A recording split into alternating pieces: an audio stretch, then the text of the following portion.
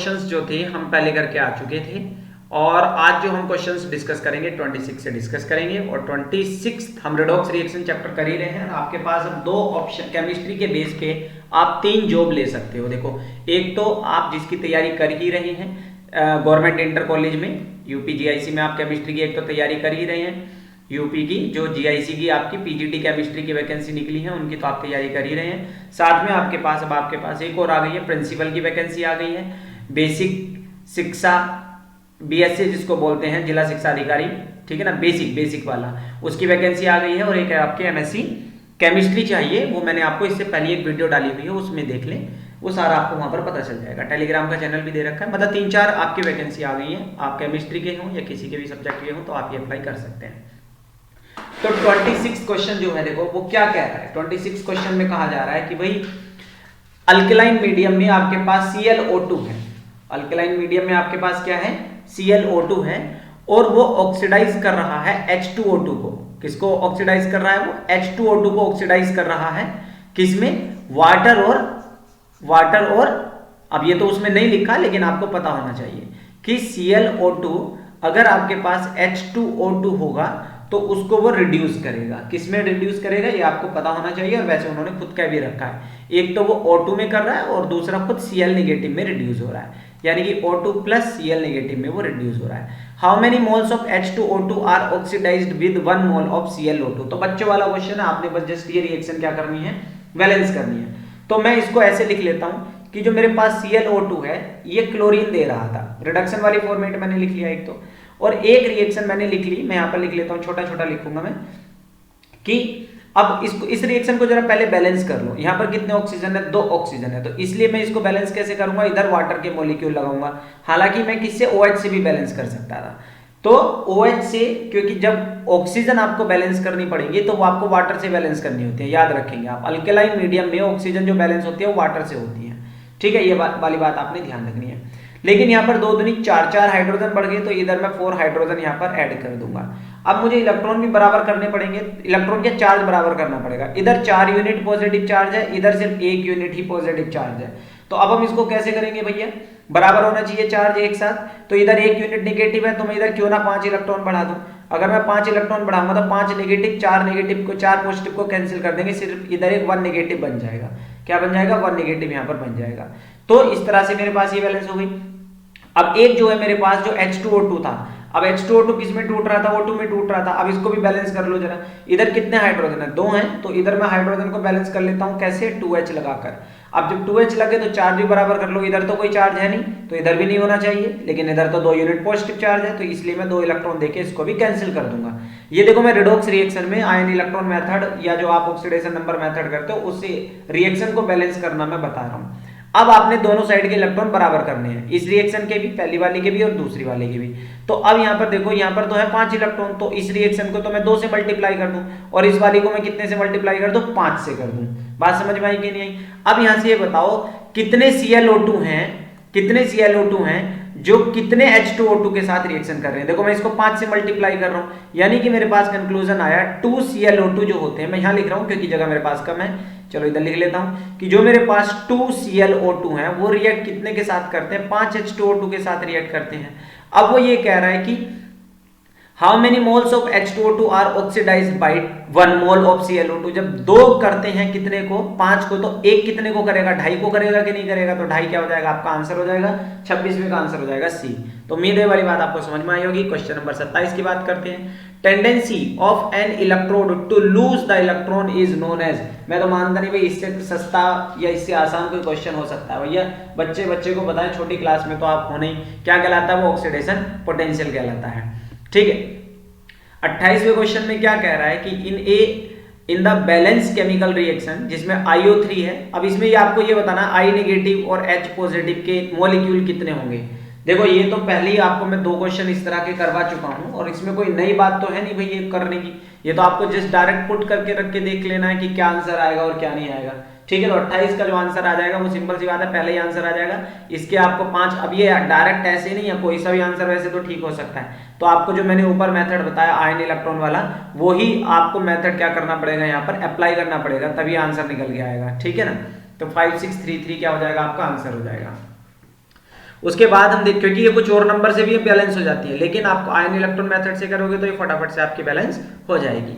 Which of the following will not be oxidised by O3, कि मैंने पहले भी करवाया था, ये आपका अच्छा क्वेश्चन है। जो KMnO4 होता है वह आपका ओजोन से ऑक्सीडाइज नहीं हो सकता, याद रखना, क्योंकि KMnO4 जो है, KMnO4 क्योंकि खुद +7 ऑक्सीडेशन स्टेट लिए हुए हैं, और मैग्नीज की हाईएस्ट ऑक्सीडेशन जो होती है वो +7 ही होती है। अब मुझे एक बात बताओ, जो पहले से ही हाईएस्ट ऑक्सीडेशन स्टेट लिए हुए हैं, अब उसका फर्दर ऑक्सीडेशन हो सकता है क्या?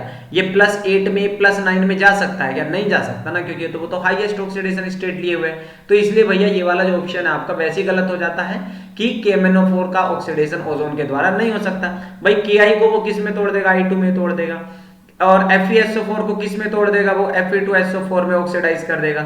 K2MnO4 को KMnO4 में ऑक्सीडाइज कर देगा। KMnO4 फर्दर किसी में भी ऑक्सीडाइज नहीं हो सकता। ठीक है, तो क्वेश्चन नंबर 30 की हम बात करते हैं।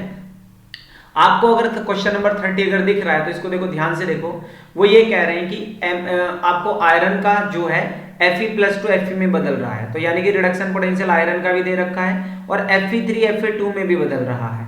तो स्टैंडर्ड EMF जो है वो इस सेल का पूछ रहे हैं। तो ये क्वेश्चन जो है हम वैसे तो किस में करके आए हुए हैं? इलेक्ट्रोकेमिस्ट्री में करके आए हुए नहीं है, करेंगे। तो क्या होता है EMF, मैं आपको बता देता हूं। EMF जो होता है वो कैथोड के रिडक्शन पोटेंशियल में से आपके एनोड के रिडक्शन पोटेंशियल को माइनस करना पड़ता है। अब ये देखो, कैथोड कौन बनेगा इसमें? ये तो हम नहीं कह सकते इसमें। तो कैथोड पे आप याद रखेंगे, कैथोड पे होता है हमेशा रिडक्शन। कैथोड पे क्या होता है? रिडक्शन। तो इस रिएक्शन में देखो, आयरन 3 जो है ये इलेक्ट्रॉन खा के 2 में बदल रहा है, तो इलेक्ट्रॉन खा रहा है मतलब इसी 3 वाले का रिडक्शन हो रहा है। तो 3 वाले की वैल्यू हमें कितनी दे रखी है? 0.771 में से क्या करोगे? एनोड। एनोड पे होता है ऑक्सीडेशन।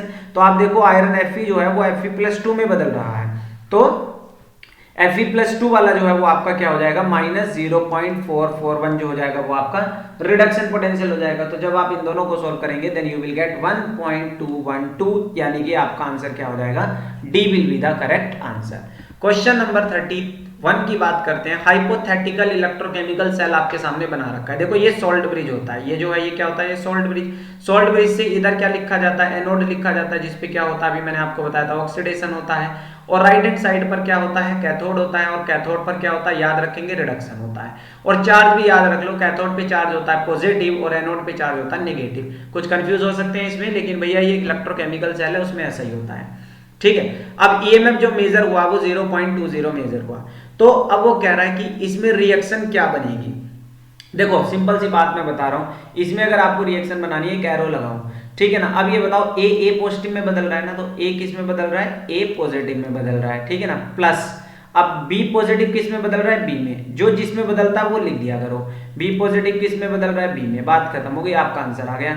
तो बताओ अब ये कौन सा ऑप्शन हो गया? ए हो गया कि नहीं हो गया? A plus B positive gives A positive plus B. Simple सा ये आंसर हो जाएगा। तो 31वें का जो आंसर हो जाएगा वो आपका क्या हो जाएगा? ए हो जाएगा। क्वेश्चन नंबर 32 की बात करते हैं। कह रहा है कि which of the following chemical reaction depicts the oxidation behaviour of H2SO4। देखो H2SO4 का इसमें जो बिहेवियर बताना है वो आपको बताना है किस में ऑक्सीडाइजिंग बिहेवियर है। अभी मैं ऊपर भी बता रहा था, HI अगर I2 में जाता है, क्योंकि HI में आयोडीन नेगेटिव होगा भाई, HI में आयोडीन आपका नेगेटिव होगा, और ये जब आपका I2 में बदल जाएगा तो I2 में 0 हो गया, तो -1 ऑक्सीडेशन 0 में बदल गई, मतलब ऑक्सीडेशन हुआ। तो ऑक्सीडेशन का कारण कौन बनेगा? जो इसके साथ है, यानी कि H2SO4। तो इसी में वो ऑक्सीडेशन का काम कर रहा है। बाकी सब में देखोगे तो डिस्प्लेसमेंट वगैरह रिएक्शन है और कुछ नहीं है। ठीक है, तो क्वेश्चन नंबर 33 की बात करते हैं। कह रहा है कि What product are expected from the disproportionation। देखो डिस्प्रपोर्शनेशन का मतलब होता है जिसमें एक ही मॉलिक्यूल का ऑक्सीडेशन होगा और उसी का क्या होगा? रिडक्शन होगा।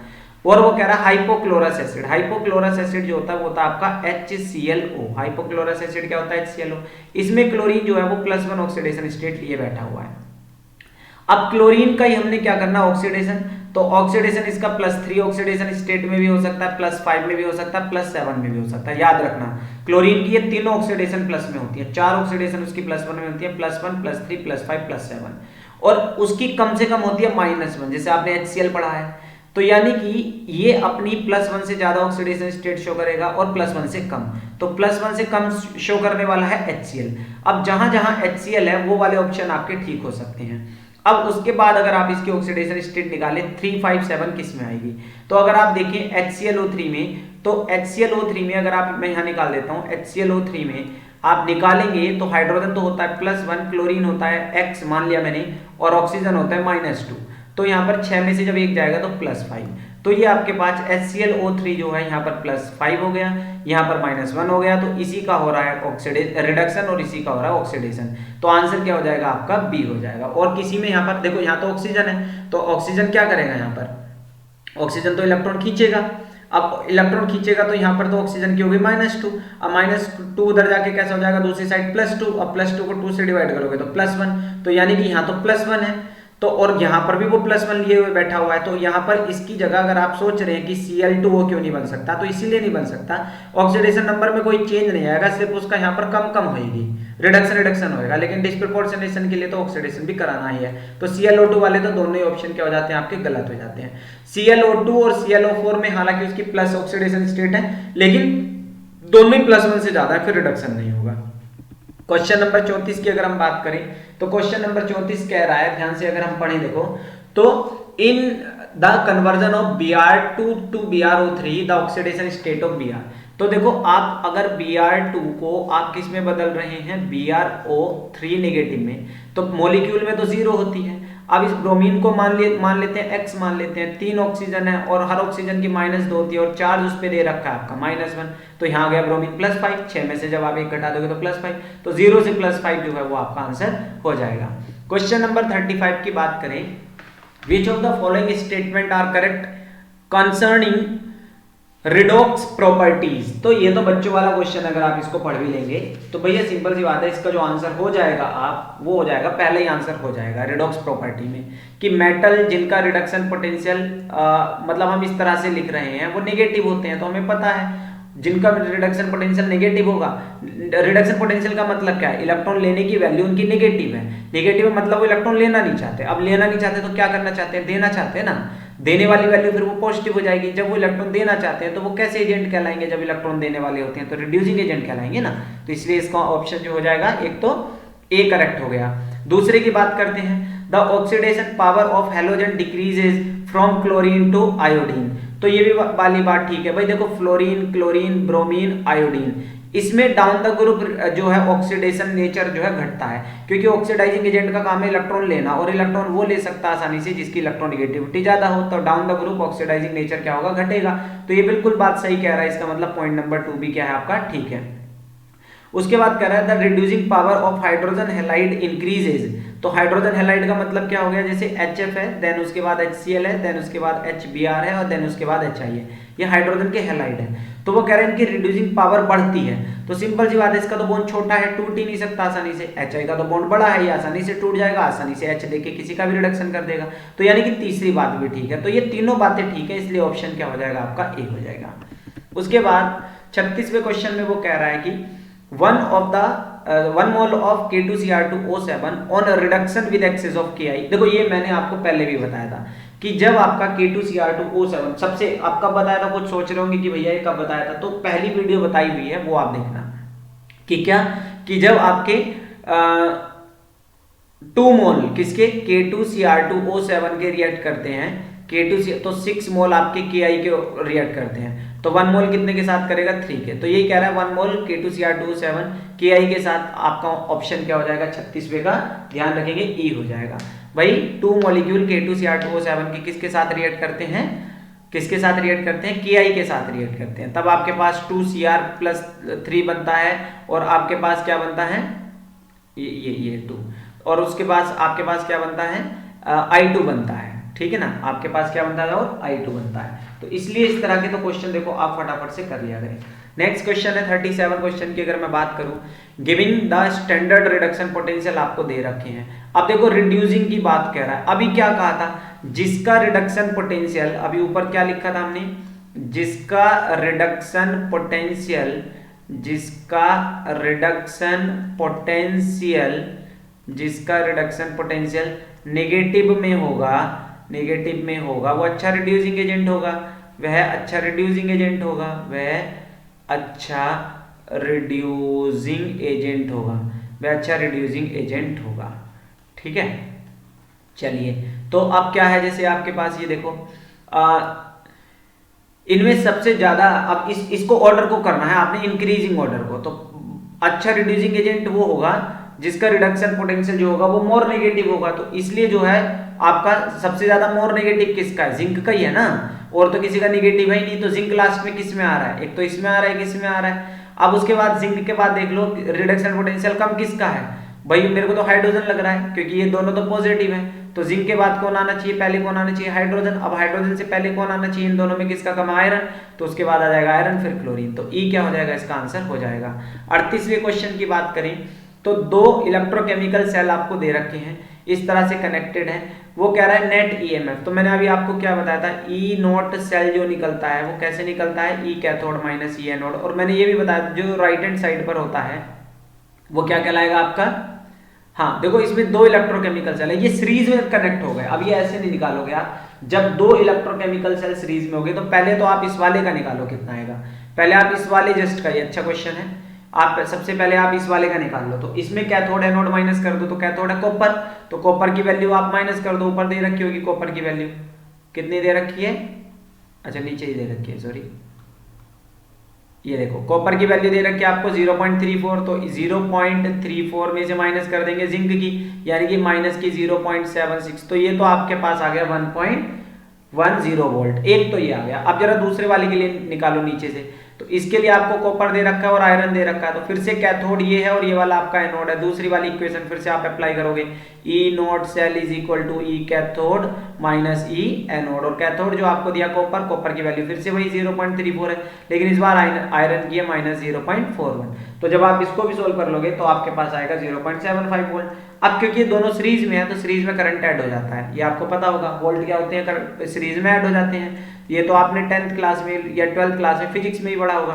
तो मैं इन दोनों को क्या कर देता हूँ, ऐड कर देता हूँ। तो ऐड करूंगा तो मेरे पास कितना आ जाएगा 1.85 के हिसाब से आंसर पहला आ जाएगा, ठीक है ना। सीरीज में क्या हो जाते हैं, वो ऐड हो जाते हैं, आपको पता होगा। उसके बाद हम बात करते हैं क्वेश्चन नंबर 39 की। देखो 39 में क्या कहा जा रहा है कि reduction potential value M N and O की आपको ये दे रखी है, ठीक है ना।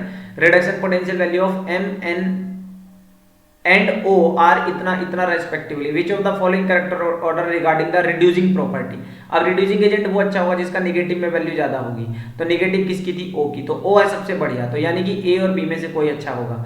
उसके बाद फिर कौन आ जाएगा आपका एन, तो ओ एन एम, यानी कि आंसर क्या हो जाएगा 39 का ए हो जाएगा, ठीक है। तो 39 का ऑप्शन क्या हो जाएगा ए, ये मैं आपको पहले बता चुका।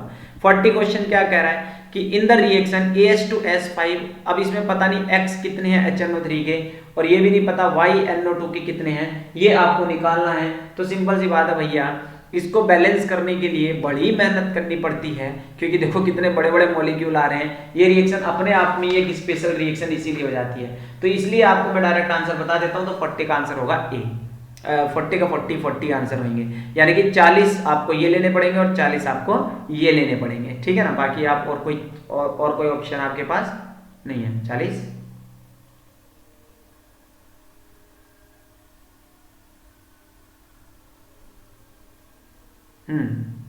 ठीक है, चलिए बिल्कुल ठीक है।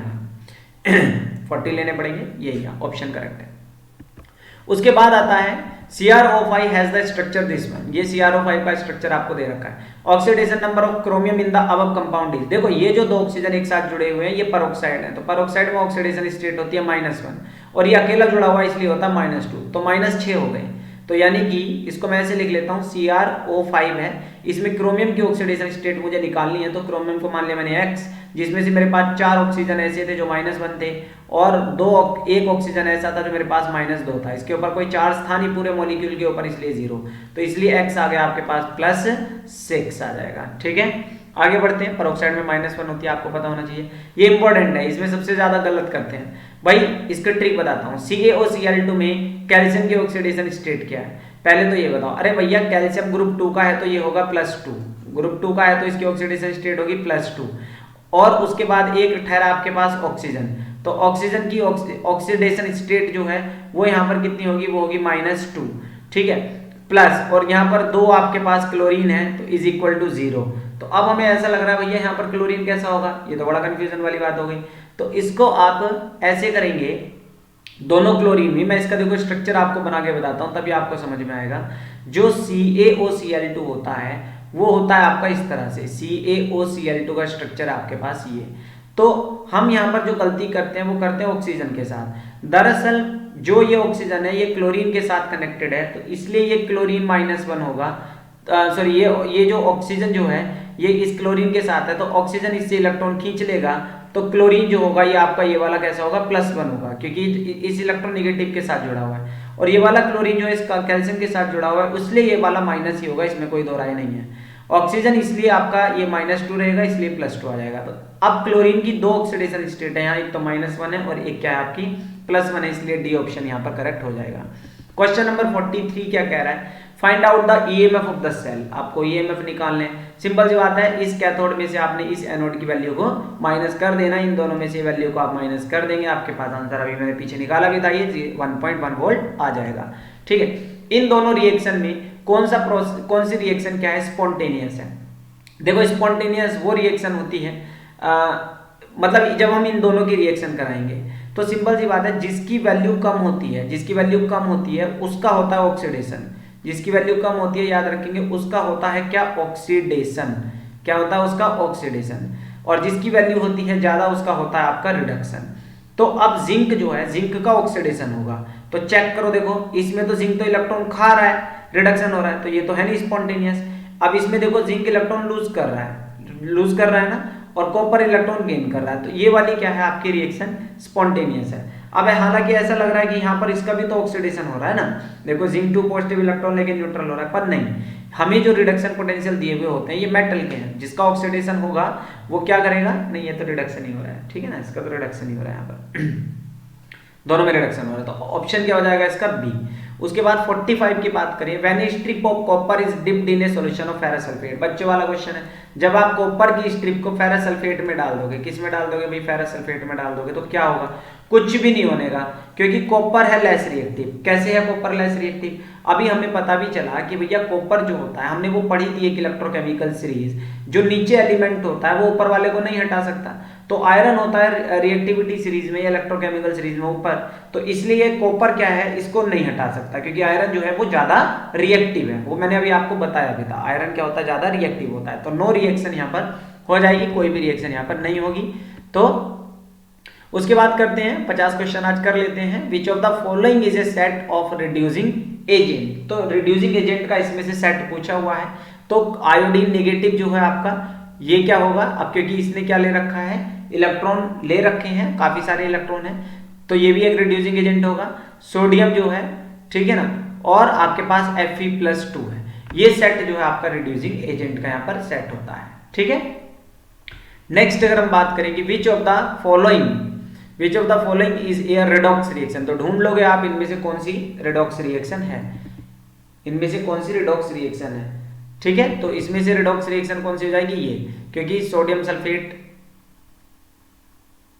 विच of the following is a redox reaction, नहीं 47 में आपको देखना है कि रेडॉक्स रिएक्शन जिसमें ऑक्सीडेशन भी हो रहा हो और साथ में रिडक्शन भी हो रहा हो, वो आपको पता करना पड़ेगा।